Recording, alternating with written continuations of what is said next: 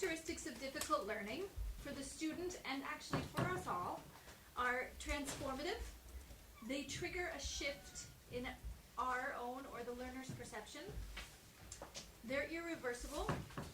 They usually cannot be easily unlearned. They're integrative. They expose previously hidden or unrecognized connections. They are bounded, often bordering thresholds into new conceptual spaces. And lastly, they are troublesome, appearing complex, and a really good word to call them is tricky. By acknowledging these characteristics, we can try to achieve a deeper understanding in the learner.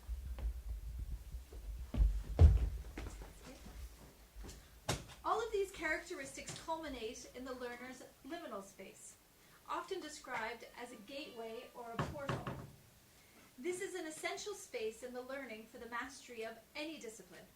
Educators can guide and support students through this liminal space, supporting the learner as he or she will have to let go of their prevailing way of seeing, and the student's prior knowledge will have to weaken, loosen, or be transformed in order to gain a newer way of seeing or a newer mode of being.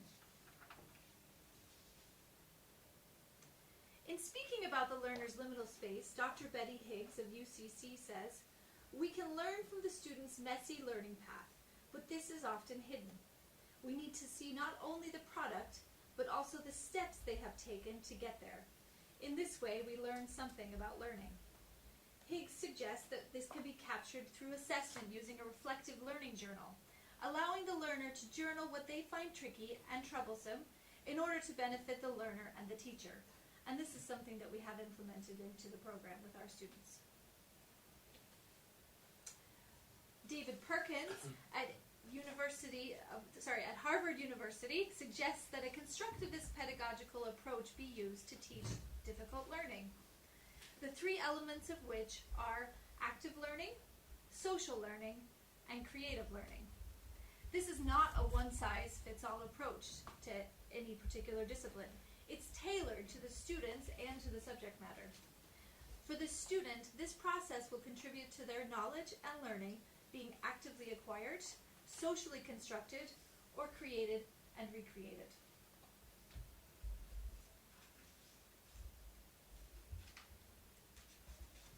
To promote learners' motivation to journey through the liminal space that we discussed earlier, we are implementing principles of positive psychology in the pedagogy. As suggested by Ray Land, educators wishing to facilitate learners' motivation to navigate the liminal state and engage in the process of ontological shift might consider embedding the principles of positive psychology in their pedagogy and curricula as a means of enhancing student psychological capital and facilitating the engagement that they seek. Student self-confidence is a key for learning and engagement in higher education. Before the student can learn, anxiety needs to be under control. The learner needs to feel confident and resilient about their own learning. We achieve this state transformation through what is called a disposition, intervention, disposition strategy. We measure this transformation in psychological capital using cognitive self-affirmation orientation, active state orientation, and general self-esteem measurements. David will talk about these further later on. So going back to the Successful Transitions Project, the components of our project are, it's a focus on transition year students, using the pedagogy of social, active, and creative learning, building student psychological capital, exploring difficult learning with the learners, providing a reflective journal experience, and building foundational competencies and learning confidence in the student. The program layout is tailored to the group identified difficult learning. It's 10 weeks, 10 sessions with 3 hours per session. A main theme content, a For example, we've worked with students in algebra and functions, trigonometry, and media and film production. We have a learning journal. There's a group project, individual and group exercises, which are at 3 different levels for mixed ability groups. There's an integrating field trip, and there's also project presentations at the end of the project. So a sample content of the program, in this example it's algebra. We begin with the history and purpose of algebra. It is laid out over 10 days, with each day beginning with an icebreaker to bring the group together. The difficult learning for the algebra purpose is solving for the unknown variable x. Important elements of the program are the history and purpose of the content, the practical field trip for maths and nature, where we discover how algebra works all around us, and the student presentation of their learning. As I was talking about earlier, they have a group presentation. The learning outcomes for the algebra example are group presentations, understanding algebra, solving for x, order of operations, squaring and cubing numbers, quadratic equations, solving problems in the real-world situations, discovering mathematical patterns and regularities, and linear modeling. Our focus was on building psychological capital through a positive experience of each of these learning outcomes. The power of successful learning to support new learning cannot be overestimated.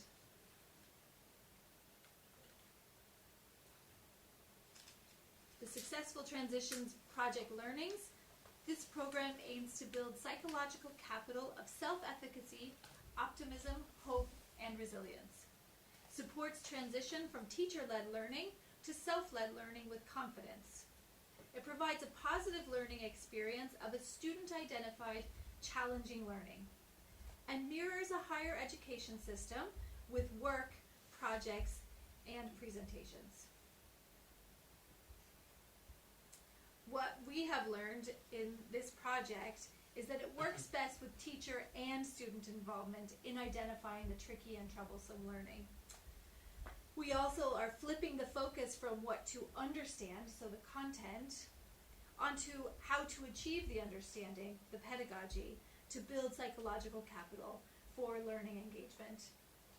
And focus on how to support students to learn concepts their own way, helping build PsycCap for independent learning engagement. I will now hand you over to my colleague, David Maloney. Thanks.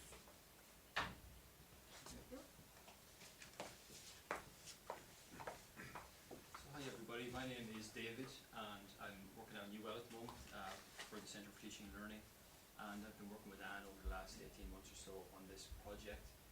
And kind of what Anne has outlined, the the structure of this approach, and Anne has gone into a lot of detail on sort of some of the content that we've come to when working in these groups with these students. It's mainly transition year students, but not necessarily, just the way it kind of worked out this year. We have done with other groups as well, I think.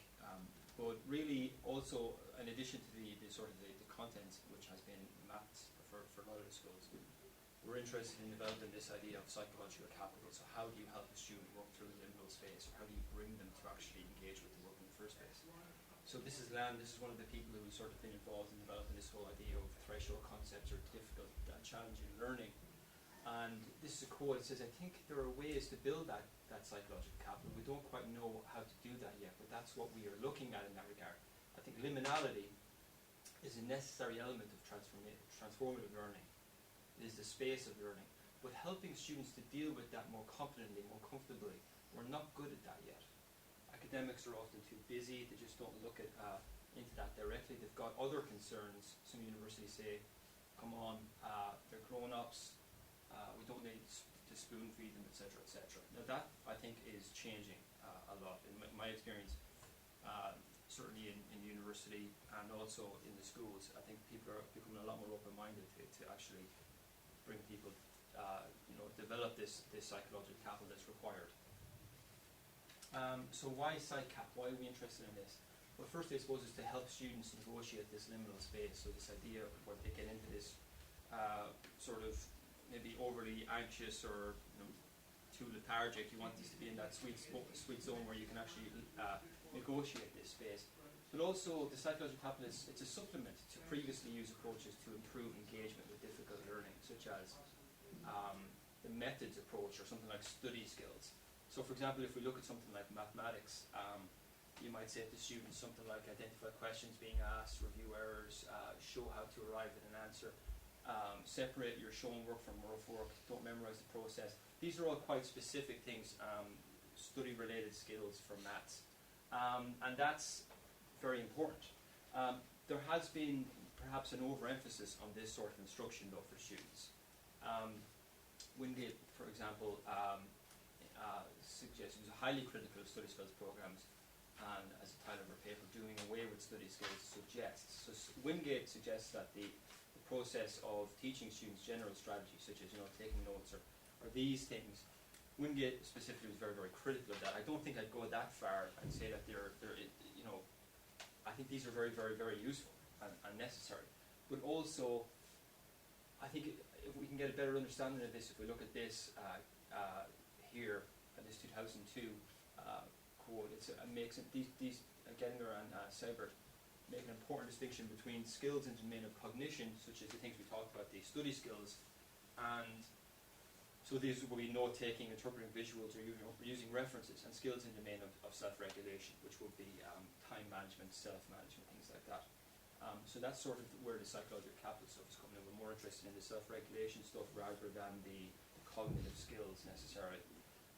So for study skills, this might be a sort of an approach we're taking. For study skills in the domain of cognition to be of most benefit, students must first be willing and capable of engaging with the work. Okay, so you can give them all the study skills training they want, but if they're not going to go to the work in the first place, it's not going to be of any use at all.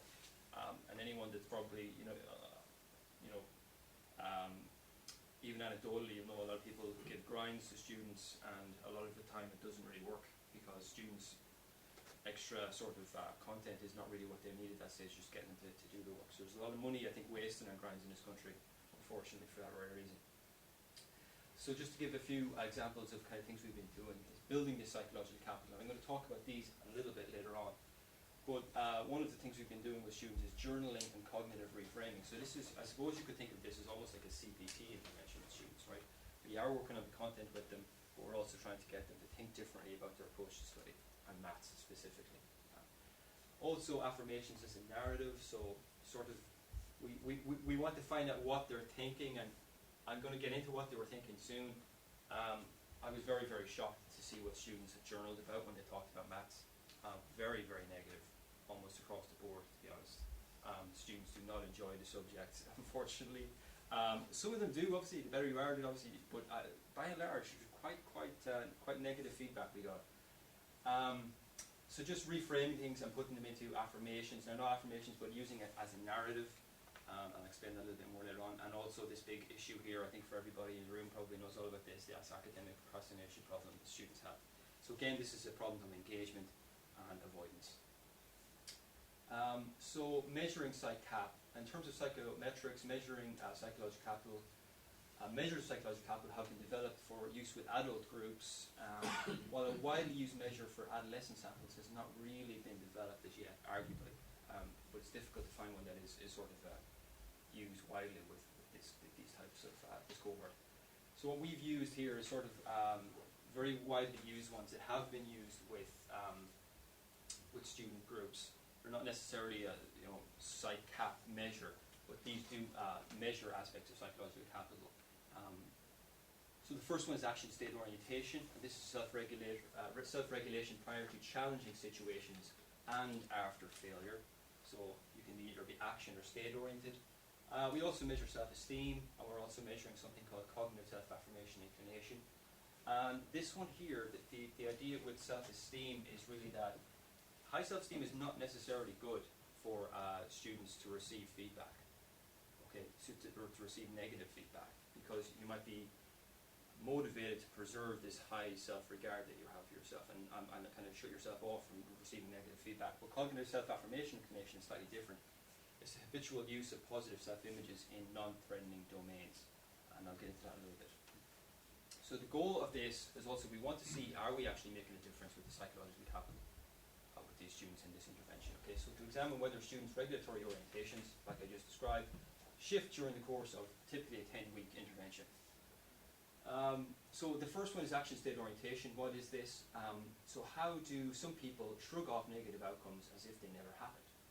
Okay, these questions are central to the area of self-regulation. So sort of after a negative feedback, okay, how does a student react if they fail or if they can't complete a maths problem, for example? So action state orientation describes differences between people and how they typically self-regulate during demanding situations. So before they do the work at all, and also afterwards.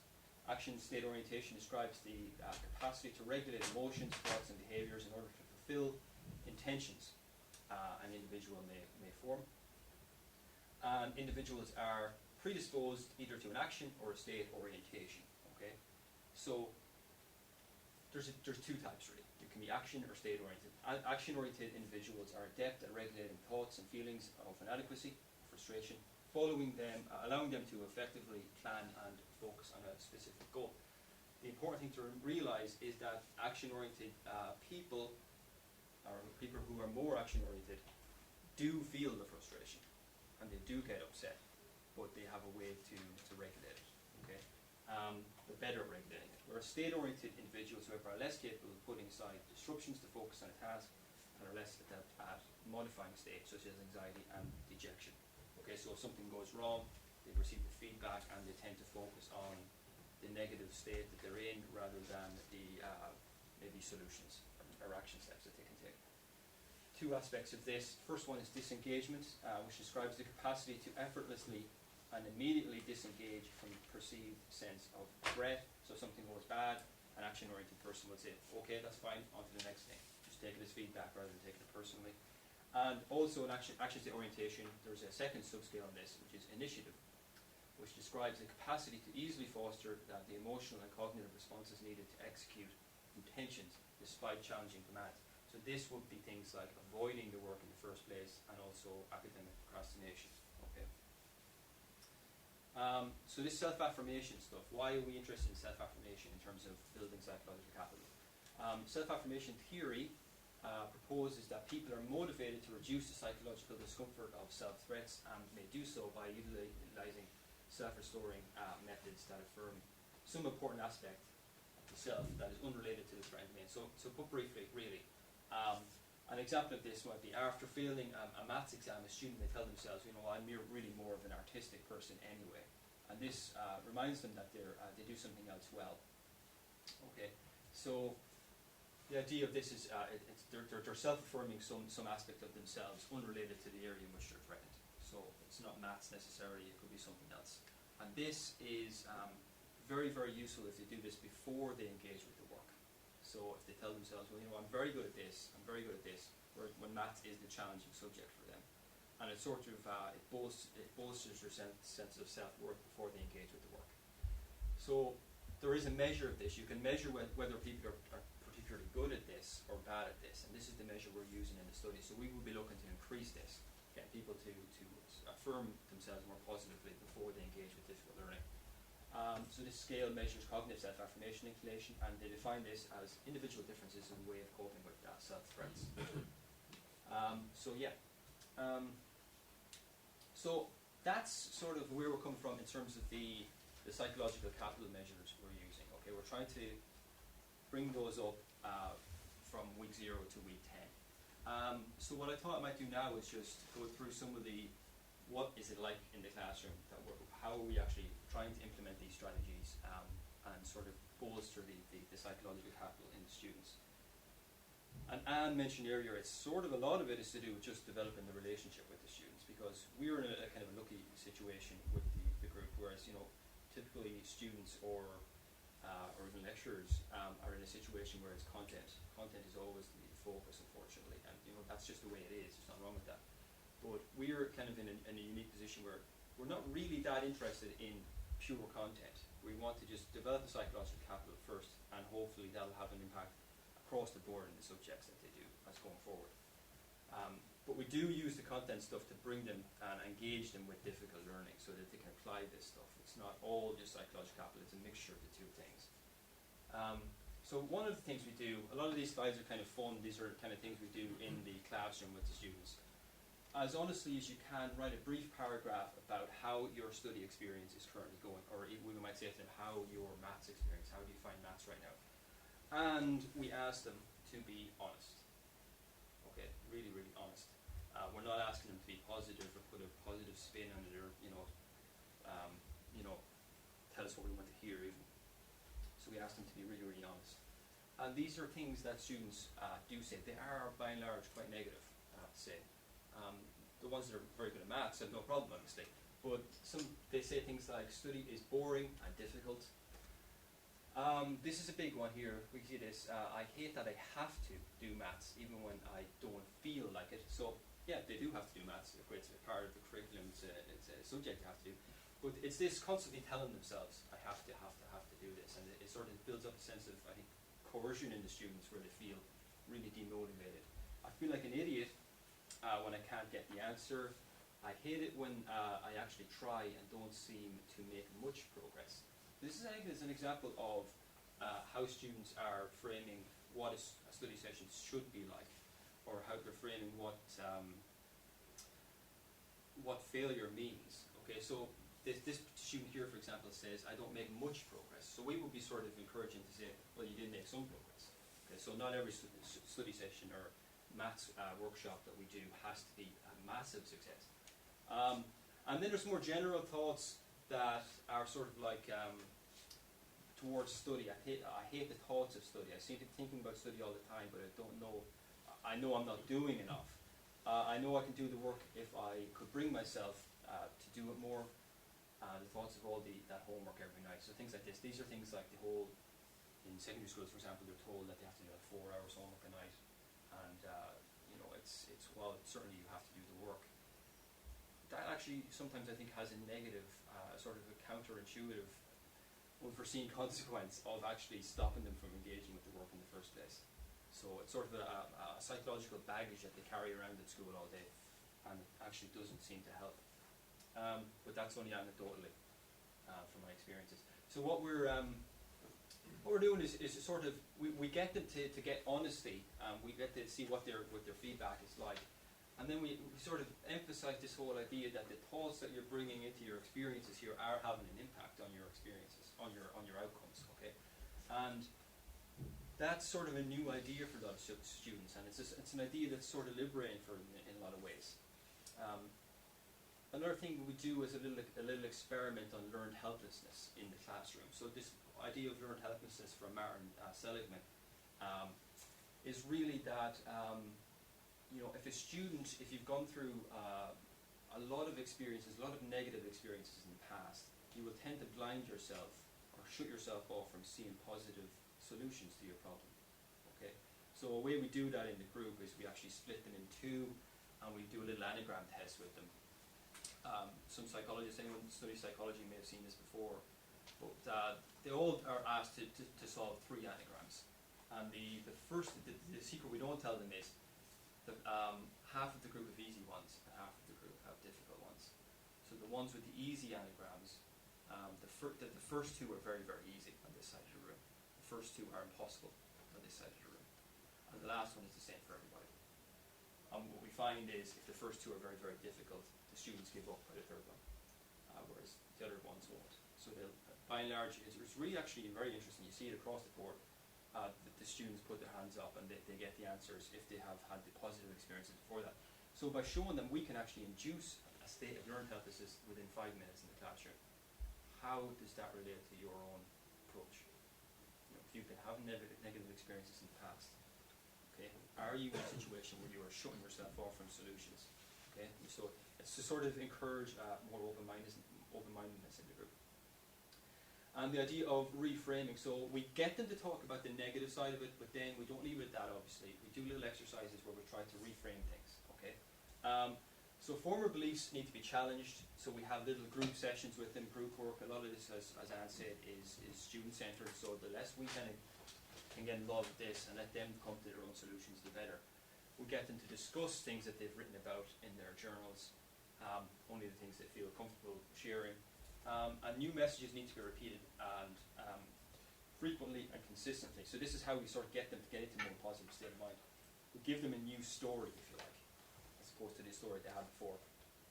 And this would be charge and emotion.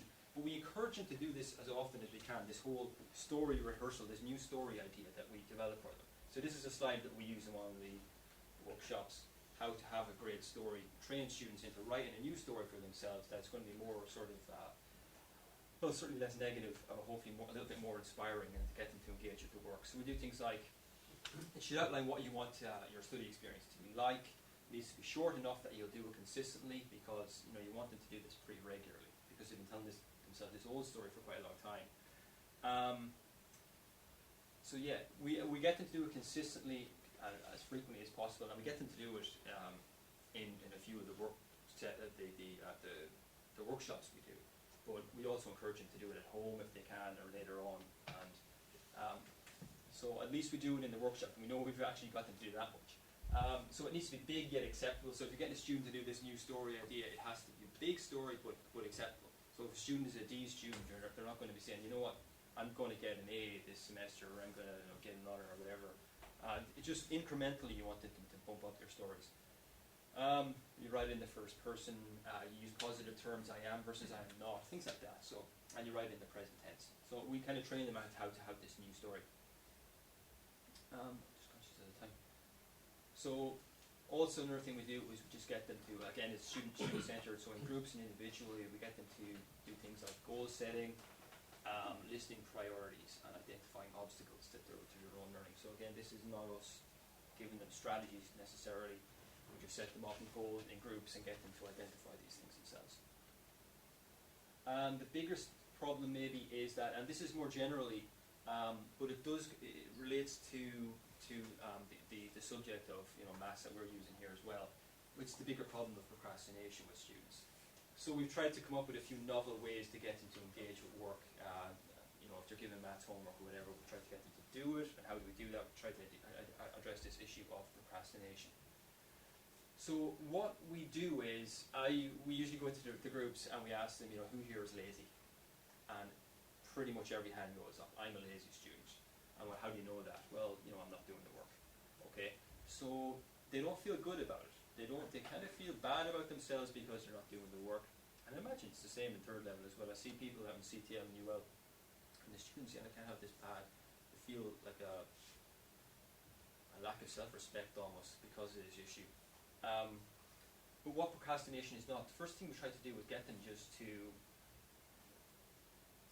the sort of the shaming aspect of this, to get them to recognize what it's not. So it's not, we won't say that you're a lazy student, or you're not interested, or you're a bad student, or you're useless, or any of these words that they keep coming back to, and they relate back to us in the workshops. So we're trying to get rid of sort of the stigma about this whole problem of procrastination, because I think a lot of research is doing procrastination, and I think Steele is one of the researchers who's done a lot of this, and the extent to which procrastination is an issue. It varies from person to person, researcher to researcher, but some of them say up to 90% of students have some problems with procrastination. Some say that 50% of students have chronic problems with procrastination. So it is a widespread problem. This is a fun one we do with students. We call this the Good Intentions Study Plan. So one of the things that students are doing in their study is they're setting up a really great study plan for themselves in the evening. So this is what a typical study session would look like. And the reality, of course, is very, very different. Okay, a lot of the times for students that procrastinate a lot, it's something more along the lines of this. Okay, they watch TV, they might have a fight with their mom. Okay, and it's procrastinate until they get to around, this is what they say, around 10:30 or 11, they get like 30 minutes of rushed homework in at the end, because they know they get in trouble the next day if they don't get it done. Right. So that's a great intention here, but it just doesn't seem to pan out in reality. So one of the things we get them to do is, Dr. Neil Fiore, a psychologist, he has this idea of unscheduling.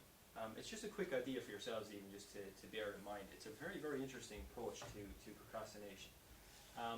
It's sort of unintuitive. but it addresses this whole idea of the sort of schizophrenic mind of the student, and that's the problem with procrastination. So the idea is, sure, I have all evening to do the work, or I have all week to do that assignment, and at the same time they're saying, I have no time for fun, right? Or I have to study, but they're saying they have to. So you see the sort of the dichotomy there in the mind of the student, right? And this is the result. The result is that they don't have fun, and they don't study. So it's a sort of a conflict that's going on inside the student's mind.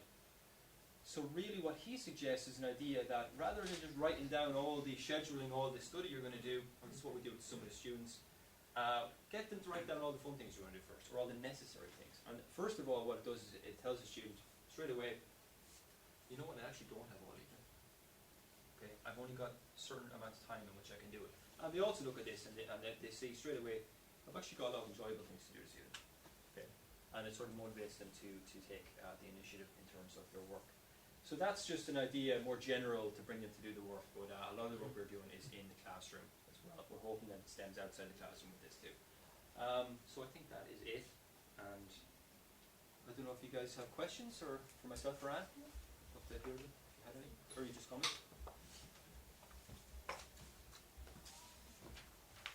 Any questions or any?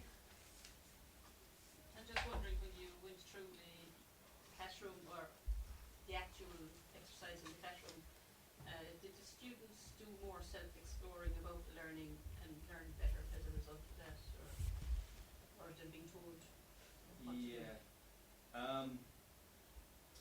You can talk to this as well, Anne, but I mean, you're talking about the journaling exercises and all those things? Well, when you're doing the algebra exercise, for instance, and solving problems or whatever, is Yeah. that more Yeah. self-exploration than teaching? I think it's basically what it is it's sort of, or an example might be an idea of when they're actually doing the work, they are engaging with the work in a more better mindset, because we'll have something like one of the principles we try to put across in the sessions is that we encourage you to fail here. So fail harder if you like. So you know, the more wrong answers you can get in here, the better today. Because you know, if you're just working and getting correct answers, you know, you're not really pushing yourself hard enough, or the students that just can't initiate it at all. So I think they probably are pushing themselves harder because they know that it's a safe zone where they can fail, and they're actually encouraged to fail. I think in terms of Can I just add to that? I guess one of the things that we do every day when we start with the students is we do an icebreaker. And not only does that make them more comfortable with each other as a group, but we do the icebreakers with them. So as their teacher, they feel comfortable with us because we've kind of let our guard down, and also we're approachable. And I guess, like David said, we encourage them to fail, if you like, to have questions and to ask us those questions. There's no wrong question. And so I think, to go back to your question, because of this, maybe because we are getting this chance to be open with them, and I mean, like we said, we still have content, we're still teaching, but we're just trying to do it in a way that, as you say, it's self-exploring for them, but they get to talk to us through with that, and I guess that's where we're coming from with all the psychological capital. We're really trying to encourage the student, so then going forward in higher education, they still can have that piece for themselves. Yeah, that's and really the what we're going with this. self-inquiry thing is interesting as well, because, for example, to start the journaling thing, we asked them to be honest. So what do you really think? You know, and that's very unusual for students to get that, you know, particularly when they see us as a teacher, you know. It's almost like they feel like they're going to get in trouble if they tell the truth, you know. So that's fun to see that as well, yeah. So there's probably a bit more honesty there, and they're asking questions that they've probably never asked before. And do you transition your students mature enough to take all of that on? Yeah, well, that's a good question, you know. I mean, there is a maturity issue there. If I've done it with older groups, I've done it with these things with third level students as well. So the older the better, I would say. But the TY groups are nice because they're not in, you know, the exam frame of mind, and they're very open minded to trying these things because they're in that relaxed headspace already. So it's good that way, yeah. Could you just talk a little bit more basically what you mean by psychological capital, please? So I suppose psychological capital, there's idea, it's resilience, really, and an ability to bring the person to. Well, I think optimism is another one that they mentioned, Yeah. but it's tricky. It's hard to find somebody out there that says this is what it is, and this is how you measure it, particularly with younger students. So what we've done is we've taken a few measures that we think sort of describe it. So which will be, the psychological capital to sort of reevaluate what failure means. It's sort of a cognitive approach we're taking with this. It's sort of it's a cognitive intervention to sort of to change their psychological capital, whatever that means. Yeah, and also what I guess what at least some of the research says about psychological capital is that it's a malleable state. It's something that we can actually change and enhance in the person or in the student. Whereas that's a good point. whereas like learning with the characteristics of learning, maybe a tricky subject, once it's learned, it cannot be unlearned. Whereas you can actually work on a person's psychological capital. And I think from our focus, and maybe from any person who's an educator, their focus, there's no harm in being positive with your students. Like, it's not going to detract anything from them. If anything, you're going to support the student, and you're going to get a greater amount of engagement with them because they can see that it's a safe space. So, Yeah, and just to say one other thing about that as well is that it is the traits we've looked at, action, state orientation, and cognitive self-affirmation inclination. One of the reasons we chose those is because there have been interventions done with students before, and it has shown a shift. So it's not like a personality trait that's never going to change. It's a sort of a problem-solving approach, or a way of seeing things, or a way of reinterpreting setbacks or failures that can change. You can shift from one orientation to the next. So that's why we wanted to focus on that one. Yeah. I don't know if that answers your question, but No, that's helpful. Just wondering about the measurement system that the TY students find themselves in. Have you come across that in their approach to their own perception of their psychological capital? how they're being streamed or something like that, is it? Yeah, well, measurement, the exam system, the measurement system, the ABCs, and at that particular age, wondering where they're going to be going. Is again, I encounter first years in something similar to yourselves, and I find that the measurement system is prevailing in their mindset. So it's like assessment is first and foremost in your mind. It does have a strong either positive or negative influence, and it would be interesting to see to look at your very good work and laudable work in relation to that concept also. I think we bring it up with the students a lot, that we recognize that this is the system that you're in, and so how can we be in that system and I guess be successful in that? It may be either a holistic way or a positive way, because you can't, I guess none of us is going to be able to change the system. It's going to be a huge monumental shift that's going to have to take place. So I think by being positive with them and recognizing that that's the system, but also you can take control of your own learning. And like one of the things we do is we talk to them about, how do you learn?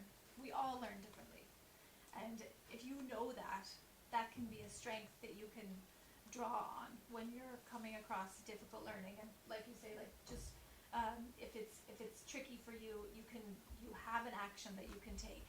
And so I guess we don't want to harp on the system, and we don't want to be negative about it.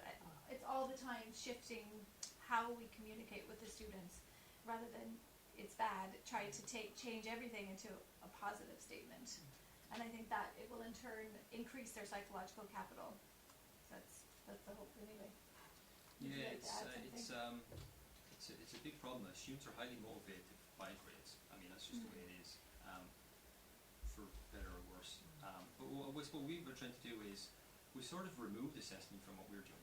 Totally. So you fail harder. That's kind of been the approach that we've used, and sort of freed them up. You can see that they're a little bit happier doing the work when they know that it's not an issue.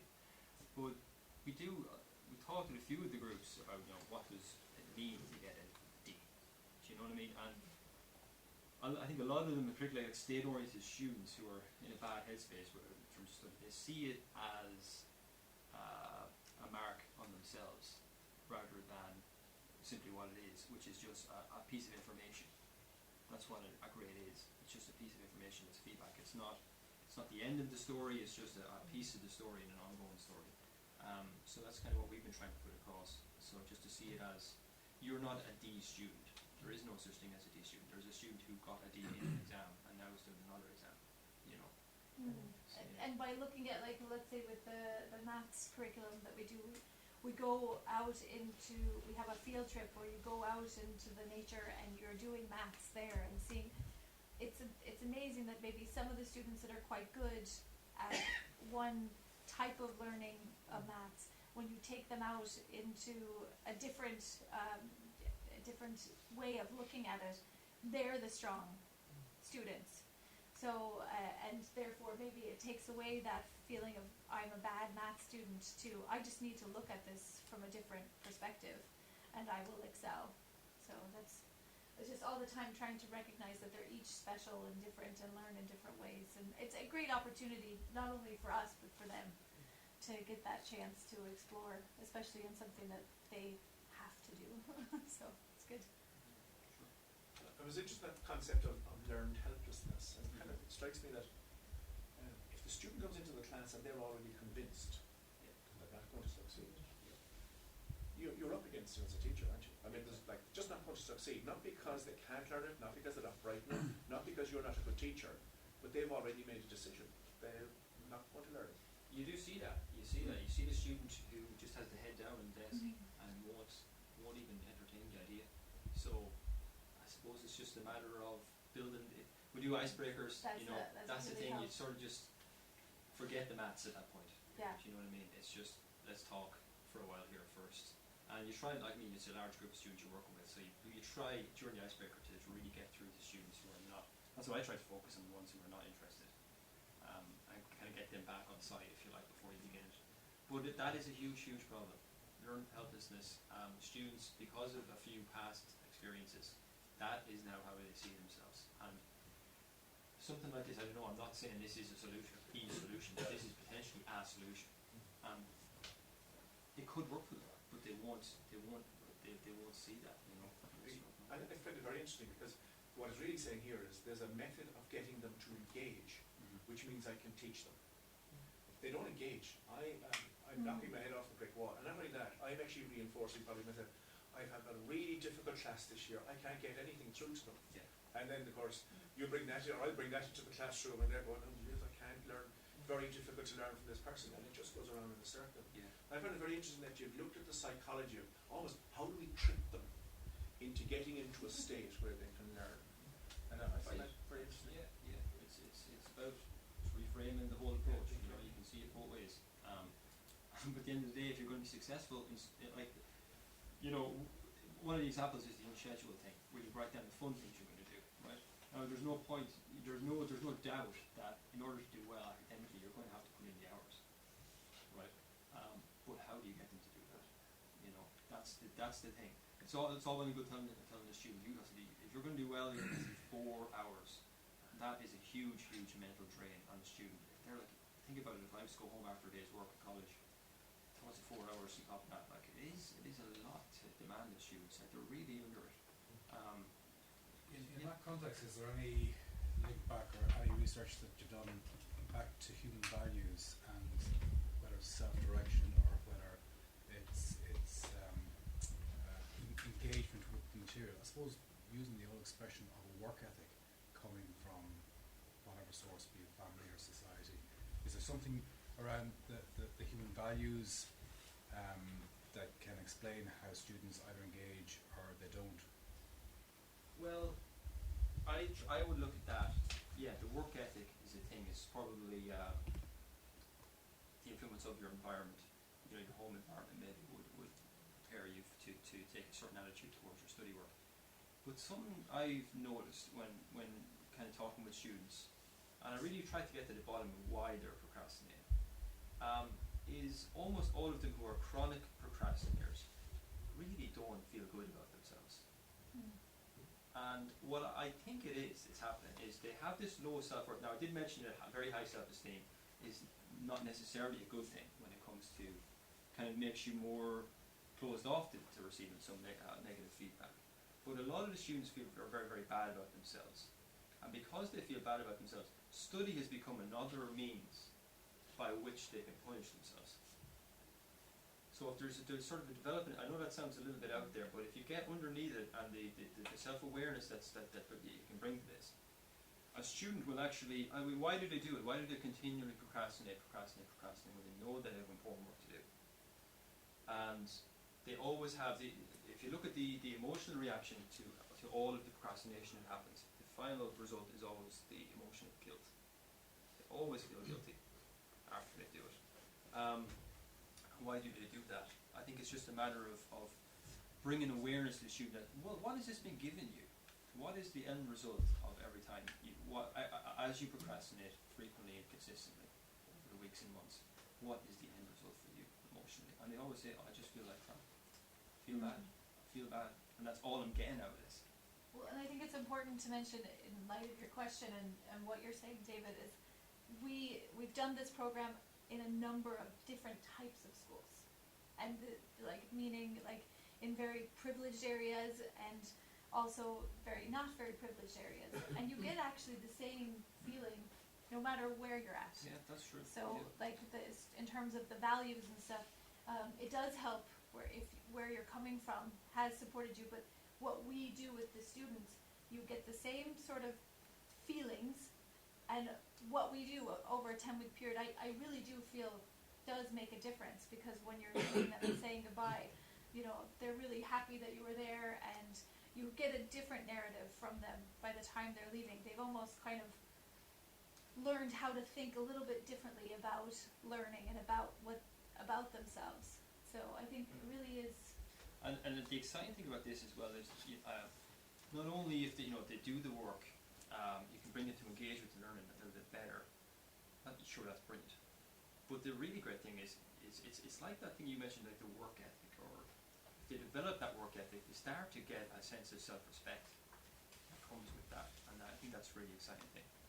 Am I wrong in saying that the impression I get is that the students that you're coming in contact with, the majority, seem to have this issue of guilt and not engaging? Is that true, or is there a quarter or a third of them that are actually doing the 3 to 4 hours and are really engaging with this? Yeah, no, there are students who are doing work. There's no doubt about that. But tends who's, I can only tell you anecdotally what my experience has been, but I think a lot of the research is saying about 50% of students procrastinate seriously, and some studies say it's a lot higher than that. We got a lot of research back in UL this year, and the numbers are kind of, can be worrying for a select group of people. There's some of them are not studying at all.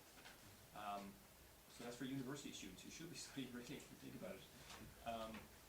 So I think what we would do is, this is an alternative in a lot of ways for some students. We're not going in and we're not saying this is the way you need to study. If it's not broke, don't fix it, kind of, for those students. So if they're doing the 4 hours and they're happy, brilliant. Do you know what I mean?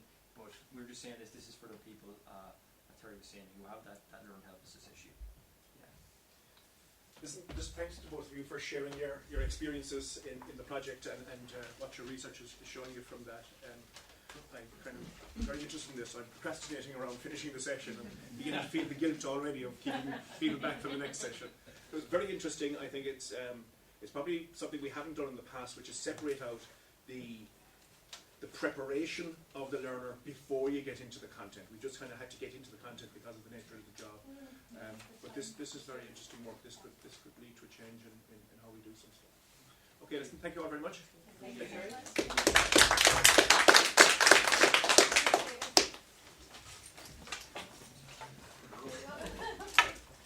Well done.